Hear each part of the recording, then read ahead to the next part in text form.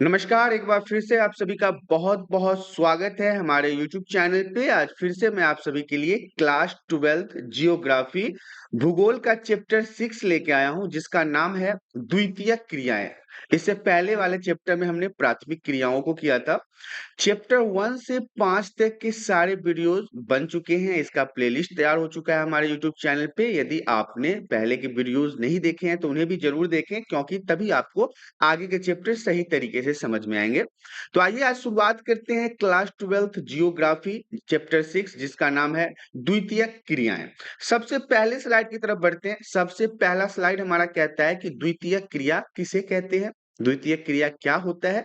तो देखिए, प्राकृतिक रूप से नेचर से जो चीज़ हमें प्राप्त होती है कच्चे माल के रूप में, भगवान के द्वारा हमें जितनी भी रिसोर्सेज अर्थात संसाधन प्राप्त हुए हैं, उन संसाधनों को क्या होता है, मनुष्य के द्वारा, हम इंसानों के द्वारा अपने कौशल के और अपने ज्ञान के माध्यम से अपना शारीरिक मेहनत करके उसे उपयोगी उत्पाद में बदल देते हैं। इसे हम द्वितीयक क्रिया कहते हैं।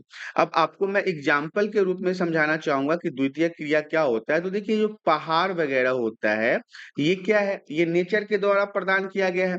लेकिन इन्हीं पहाड़ों को काट कर रास्ता बनाया जाना, इन्हीं पहाड़ों को काट कर मूर्ति बनाया जाना, ये सब क्या होता है? ये सब द्वितीयक क्रिया होता है। मनुष्य अपने स्किल्स, ज्ञान और श्रम के माध्यम से इन चीजों में बदलाव करते हैं। इसका अगला पॉइंट हमारा कहता है विनिर्माण क्या है? तो देखिए, विनिर्माण से आशय अर्थात मतलब किसी वस्तु के उत्पादन से है, किसी वस्तु के प्रोडक्शन से है।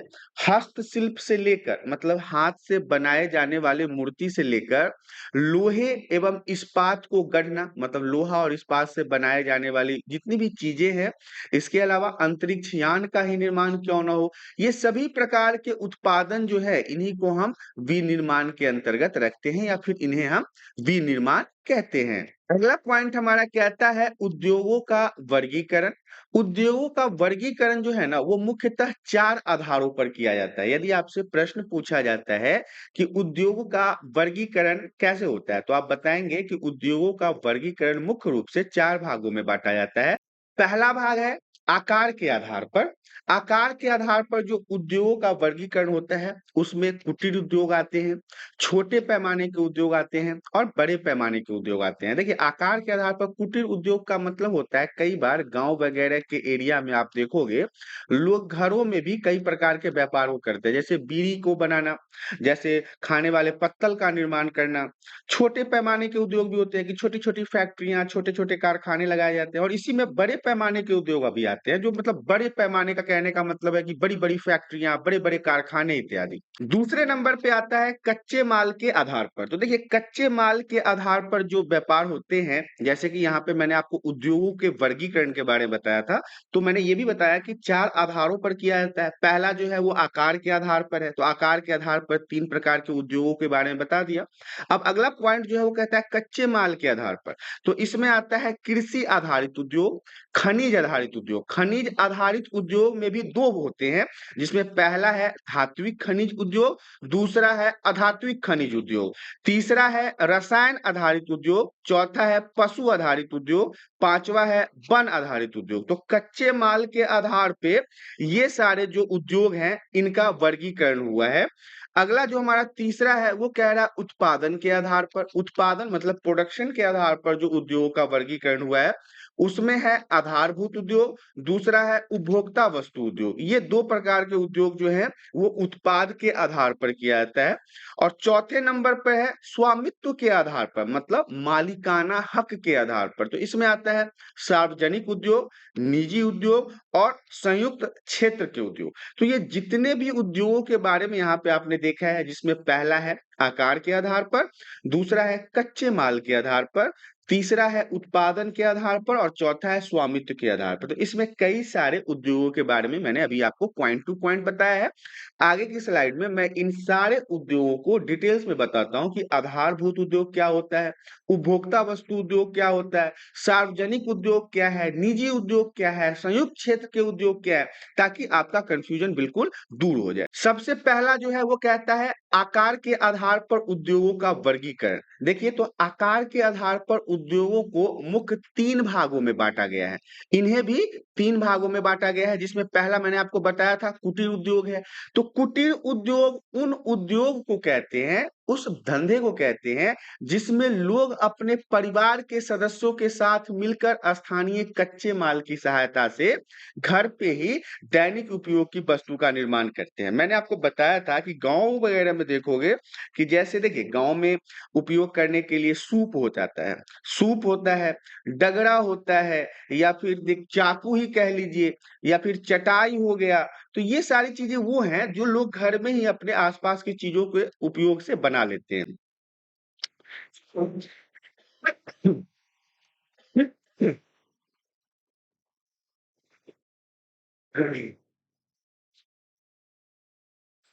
कौन आया भाई? गोबर खाने वाली आई है। अगला पॉइंट हमारा कहता है छोटे पैमाने के उद्योग। तो देखिए, इस प्रकार के उद्योग में निर्माण स्थल घर से बाहर कारखाना होता है, उत्पादन ऊर्जा से चलने वाली मशीनें मजदूरों द्वारा किया जाता है। यहाँ पे घर से अलग-अलग एक छोटा-सा मतलब कि कारखाना टाइप का होता है, जिसमें मशीनें होती है जो च मतलब ऊर्जा के माध्यम से या बिजली के माध्यम से चलाया जाता है। इसमें कच्चा माल जो है वो स्थानीय बाजार में उपलब्ध न होने पर बाहर से भी मंगवाते हैं। अगर कोई ऐसा प्रोडक्शन है जिसके कारण उनको कच्चा माल वहाँ पे नहीं मिल रहा है, तो वो क्या करेंगे, वो कच्चा माल जो है वो बाहर के बाजार से भी मंगवाते हैं। तो ये छोटे पैमाने के उद्योग के बारे में था।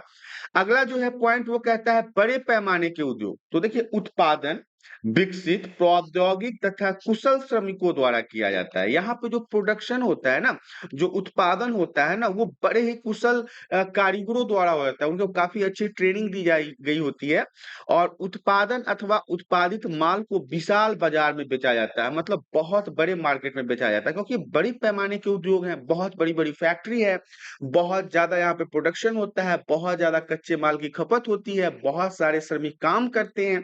इसमें उत्पादन की मात्रा भी अधिक होती है, अधिक पूँजी और विभिन्न प्रकार के कच्चे माल का प्रयोग भी किया जाता है। अगला पॉइंट हमारा कहता है कच्चे माल के आधार पर उद्योगों का वर्गीकरण। तो देखिए, कच्चे माल के आधार पर उद्योगों को मुख्य रूप से 5 भागों में बाँटा गया है। पहला है कृषि आधारित उद्योग। यह वह उद्योग होता है जिसमें खेती द्वारा उत्पादित कच्चे माल पर निर्भर होते हैं। जैसे आलू हो गया, आलू से चिप्स बना लो। तो इस प्रकार के उद्योग जो हैं वो कच्चे माल पर आधारित होते हैं। कृषि आधारित उद्योग कहलाते हैं। उदाहरण के लिए शक्कर उद्योग ले लीजिए, मान लीजिए चीनी की अगर हम बात कर लें तो चीनी किससे बनता है? गन्ने से बनता है। अचार उद्योग की बात कर लें तो ये आम, इमली और बहुत सारी चीज़ें हैं ऐसे जिसके माध्यम से बनता है। मसाले एवं तेल उद्योग की बात कर इन उद्योगों में कृषि से प्राप्त कच्चे माल को तैयार करके माल में ग्रामीण एवं नगरीय क्षेत्रों में बेचने के लिए भेजा जाता है। तो ये कृषि आधारित उद्योग के बारे में था। दूसरा पॉइंट है इसमें खनिज आधारित उद्योग। वे उद्योग जिसमें खनिज का उपयोग कच्चे माल के रूप में किया जाता है, खनिज आधारित उद्योग कहलाते हैं। उदाहरण के लिए क्या होता है, लोहा, खनिज आधारित उद्योग को मुख्य रूप से 2 भागों में बाँटा गया है। तो खनिज आधारित उद्योग का मतलब वो होता है जिसमें व्यापार और फैक्ट्री और कारखानों में खनिजों का उपयोग किया जाता है कच्चे माल के रूप में और उनसे अलग-अलग तरह की चीज़ों का निर्माण किया जाता है। इसमें भी क्या होता है, खनिज आधारित उद्योग भी 2 भागों में बँटा हुआ है। पहला कौन-सा है? धात्विक खनिज उद्योग। इसमें वो उद्योग आते हैं जो धात्विक खनिज जैसे कि लोहा, एल्युमीनियम, तांबा आदि का उपयोग करता है। जिस खनिज में लोहा, एल्युमीनियम, तांबा इत्यादियों का उपयोग किया जाए, उसे हम धात्विक खनिज उद्योग कहते हैं। और जिसमें हम खनिज जैसे कि सीमेंट आदि का उपयोग करते हैं, उसे हम अधात्विक खनिज उद्योग कहते हैं। ये वो उद्योग होते हैं, जो मुख्य रूप से अधात्विक खनिज का उपयोग करते हैं, जैसे सीमेंट वगैरह हो गया, तो इसको हम धात्विक और अधात्विक के रूप में जानते हैं। अगला पॉइंट हमारा कहता है रसायन आधारित उद्योग। इस प्रकार के उद्योग में प्राकृतिक रूप से पाए जाने वाले रासायनिक खनिज का उपयोग होता है, जैसे कि पेट्रो रसायन उद्योग, प्लास्टिक उद्योग आदि। रसायन आधारित उद्योग क्या होता है कि इसमें रासायनिक केमिकल से जुड़ी हुई चीजों का उपयोग करके कारखानों में वस्तुओं का प्रोडक्शन का निर्माण किया जाता है, रसायन आधारित उद्योग कहलाता है। अगला पॉइंट है पशु आधारित उद्योग। वह उद्योग जिसमें पशुओं से प्राप्त वस्तुओं का उपयोग कच्चे माल के रूप में किया जाता है। मतलब पशु के चीजों का उपयोग कच्चे माल के रूप में किया जाता है। उदाहरण के लिए चमड़ा उद्योग हो गया, ऊनी वस्त्र उद्योग हो गया, तो इसे हम पशु आधारित उद्योग के रूप में जानते हैं। अगला पॉइंट हमारा कहता है वनों पर आधारित उद्योग। वे उद्योग जो कच्चे माल के लिए वनों पर निर्भर होते हैं, वन आधारित उद्योग कहलाते हैं। उदाहरण के लिए फर्नीचर उद्योग हो गया, कागज उद्योग हो गया, क्योंकि किसी भी प्रकार के फर्नीचर, टेबल, कुर्सी, बेड इत्यादियों के लिए हमें लकड़ियों की आवश्यकता होती है, और लकड़ियां जब हमें कच्चे माल के रूप में उपयोग में आने लगे तो उसे हम वनों पर आधारित उद्योग के रूप में जानते हैं। अगली स्लाइड में कहा गया है उत्पाद के आधार पर उद्योगों का वर्गीकरण। तो देखिए उत्पाद के आधार पर उद्योगों को मुख्य रूप से दो भागों में बांटा गया है। पहला है उपभोक्ता वस्तु उद्योग। उपभोक्ता वस्तु उद्योग ऐसे सामान का उत्पादन करते हैं जो प्रत्यक्ष रूप से उपभोक्ता द्वारा उपयोग कर लिया जाता है, जैसे कि ब्रेड या बिस्कुट हो गया, चाय साबुन इत्यादि हो गया, तो ये उपभोक्ता इसका उपयोग कर लेते हैं। दूसरा है आधारभूत उद्योग। वह उद्योग जो दूसरे उद्योगों के लिए आवश्यकता की वस्तु बनाते हैं। मतलब एक उद्योग दूसरे उद्योग के लिए वस्तु जब बनाए तो उसे हम आधारभूत उद्योग कहते हैं। उदाहरण के लिए मशीन बनाने वाले उद्योग, लोहा और इस्पात उद्योग, क्योंकि इनके माध्यम से दूसरे लोगों को सहायता प्राप्त होता है।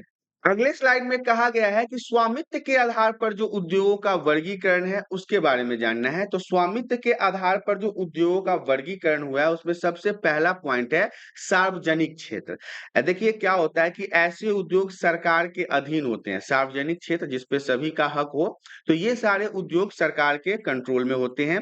सरकार ही इनका प्रबंध करती है, सरकार ही इसका देखरेख करती है। भारत में बहुत से उद्योग जो हैं वो सार्वजनिक क्षेत्र के बीच में है, जैसे लोहा इस्पात उद्योग, सरकार इसको देखरेख करती है। अधिकतर समाजवादी और साम्यवादी देशों में ऐसा होता है, जैसे चीन वगैरह हो गया, कोरिया वगैरह हो गया, इसमें आपको इसी प्रकार की चीजों को देखना मिलेगा। दूसरे पॉइंट में है निजी क्षेत्र। ऐसे उद्योगों का मालिक एक व्यक्ति या एक कंपनी होता है। तो निजी क्षेत्र में क्या होता है, प्राइवेट प्राइवेट होते हैं ये लोग, तो इनका मालिक एक व्यक्ति होता है। व्यक्ति या निजी कंपनियां इन उद्योगों का प्रबंधन करती है। पूंजीवाद देशों में यह व्यवस्था होता है, जैसे अमेरिका वगैरह हो गया। भारत में टाटा समूह, बिरला, रिलायंस इंडस्ट्री इसके उदाहरण है, क्योंकि ये निजी क्षेत्र के कंपनी है, इसका मालिक अपना अलग अलग होता है।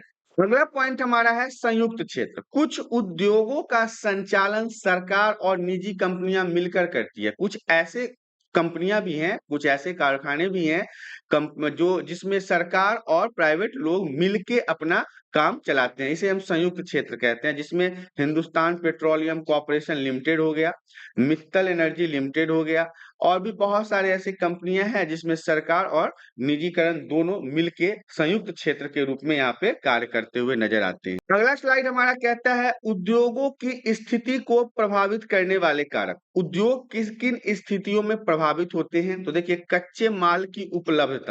उद्योगों के लिए कच्चा माल सस्ता एवं सरलता से परिवहन योग्य होना चाहिए, जो उनके फैक्ट्री तक, उनके कारखाने तक आसानी से पहुंच जाए।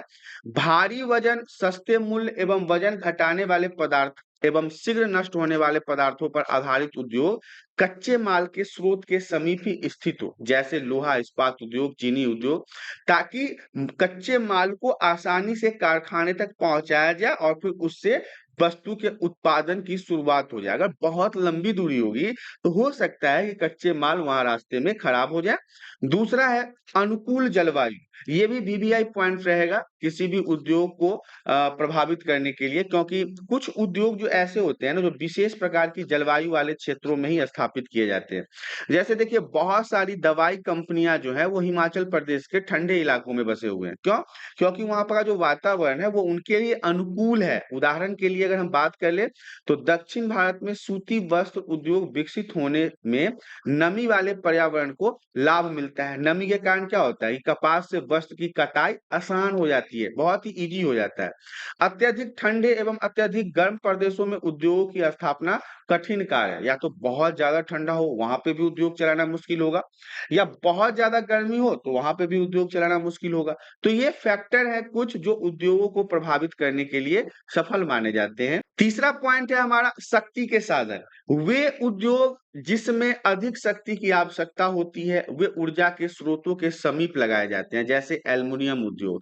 ऊर्जा कहने का मतलब है जहाँ पे इलेक्ट्रिसिटी वगैरह आसानी से पहुँच जाए, तो ऐसे में ये जो एल्युमिनियम उद्योग है, ये इसके उदाहरण है। श्रम की उपलब्धता भी ज़रूरी है कि कारीगर भी चाहिए, काम करने वाले लोग भी चाहिए। बढ़ते हुए यंत्रीकरण मतलब मशीन और स्वचालित मशीन, ऑटोमैटिक मशीन इत्यादि में उद्योगों में श्रमिकों पर निर्भरता को कम किया गया है। मतलब कि जो लोग पहले मिलके काम करते थे एक फैक्ट्री में जहाँ हज़ारों लोग काम करते थे, वहाँ पे अब 100 और 200 की रेशियो हो गई है। फिर भी कुछ प्रकार के उद्योग में अब भी कुशल श्रमिक की आवश्यकता होती है। वहाँ पे जानकार लोगों की आवश्यकता होती है। अधिकांश उद्योग जो है, वो सस्ते एवं कुशल श्रमिकों की उपलब्धता वाले स्थानों पर अव्यवस्थित होते हैं। जैसे स्विट्ज़रलैंड का जो घड़ी उद्योग है, जापान का इलेक्ट्रॉनिक्स उद्योग है, कुशल और दक्ष श्रमिकों के बल पर ही टिके हुए हैं, क्योंकि यहाँ के जो लोग हैं, वो काफ़ी स्किल्स में अच्छे माने जाते हैं। अगला नंबर है पूंजी। किसी भी उद्योग के सफल विकास के लिए पर्याप्त पूंजी का उपलब्ध होना अनिवार्य है। यदि पैसा नहीं है तो आप बिज़नेस नहीं कर सकते हैं। कारखानों के लिए मशीनें, कच्चा माल, श्रमिकों को वेतन देने के लिए पर्याप्त पूंजी की आवश्यकता होती है। उदाहरण के लिए यूरोप में पर्याप्त मात्रा में पूंजी उपलब्ध होती है तथा वहाँ उद्योग भी काफ़ी विकसित होता है। जहाँ पे पैसा है वहाँ पे उद्योग विकसित हो चुका है। अगले स्लाइड में है बड़े उद्योगों की विशेषताएं। क्या-क्या विशेषताएं हैं बड़े-बड़े उद्योगों का? सबसे पहला है कौशल का विशिष्टीकरण।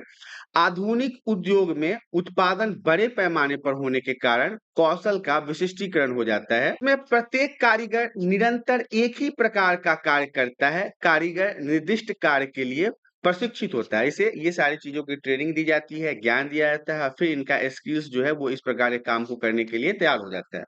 यहीं पे है हमारा यंत्रीकरण। यंत्रीकरण से तात्पर्य अर्थात मतलब किसी कार्य को पूरा करने के लिए मशीनों का प्रयोग करना।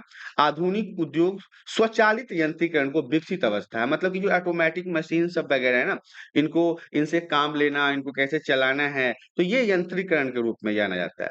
प्रौद्योगिकीय नवाचार ये क्या होता है कि आधुनिक उद्योग में नया तकनीकी ज्ञान मतलब जो नई टेक्नोलॉजी के जो इंफॉर्मेशन होते हैं, शोध एवं विकास समान युक्तियों को सम्मिलित किया गया है, जिसमें विनिर्माण की गुणवत्ता को नियंत्रित करना, अवशिष्टों का निस्तारण करना, अदक्षता को समाप्त करना, प्रदूषण के विरुद्ध संघर्ष करना मुख्य है। ये सारे पॉइंट्सों को प्रौद्योगिकीय नवाचार के अंदर काफी अच्छे से देखा जाता है कि ज्यादा प्रदूषण न हो, ज्यादा गंदगी न फैले, अच्छी गुणवत्ता के प्रोडक्ट बने, लंबे समय तक चलने वाले बने। तो ये बड़े-बड़े उद्योगों की विशेषताओं के रूप में जाना जाता है। पॉइंट है इसी में संगठनात्मक ढांचा एवं स्तरीकरण होता है। इसके अतिरिक्त बड़े पैमाने पर होने वाले विनिर्माण में संगठन होता है, ढांचा होता है, पूंजी का निवेश, अधिक कर्मचारियों में प्रशासकीय अधिकारी वर्गों का बाहुल्य होता है। यहाँ पे अब जो बहुत सारे कर्मचारी होते हैं, तो हर एक कर्मचारी के ऊपर एक बड़ा कर्मचारी होता है जो उनके संगठन को, समूह को सही तरीके से चलाने में मदद करता है। समूहन अर्थव्यवस्था प्रधान उद्योग की समीपता से अन्य अनेक उद्योगों को लाभ प्राप्त होना समूहन अर्थव्यवस्था है। एक बड़े उद्योग से उसके छोटे-छोटे उद्योगों को लाभ पहुंचना समूहन अर्थव्यवस्था कहलाता है। धुएं की चिमनी वाला उद्योग देखिए परंपरागत बड़े पैमाने वाले जो औद्योगिक प्रदेश हैं जिसमें कोयला खदानों के समीप स्थित धातु पिघलाने वाले उद्योग, भारी इंजीनियरिंग, रसायन निर्माण इत्यादि का कार्य किया जाता है। इसे धुआं की चिमनी वाला उद्योग भी कहा जाता है, जिससे धुआं निकलता है। स्वच्छंद उद्योग क्या है? ये वो उद्योग होते हैं जो किसी कच्चे माल पर निर्भर नहीं होते। मतलब इन्हें कच्चा माल की आवश्यकता नहीं होता है। मतलब ये पुर्जों पर निर्भर करते हैं। मतलब ये फैक्ट्रियों के नट, बोल्ट, लोहे के कील वगैरह बनाने के ऊपर निर्भर करते हैं। अगला पॉइंट हमारा कहता है स्वच्छंद उद्योग की क्या विशेषता है? देखिए स्वच्छंद उद्योग व्यापक विविधता वाले स्थानों में स्थित होते हैं। ये किसी विशिष्ट प्रकार के कच्चे माल पर निर्भर नहीं होते हैं। ये उद्योग संगठन पुर्जों पर निर्भर होते हैं। इसमें कम मात्रा में उत्पादन होता है। इन उद्योगों में श्रमिकों की भी कम आवश्यकता होती है। सामान्यतः ये उद्योग प्रदूषण भी नहीं फैलाते हैं। तो ये सारी चीजें जो हैं वह स्वच्छंद उद्योग की विशेषता के रूप में जाना जाता है। अगला पॉइंट हमारा है कृषि व्यापार या कृषि कारखाने। कृषि व्यापार एक प्रकार की व्यापारिक कृषि है जो औद्योगिक पैमाने पर की जाती है।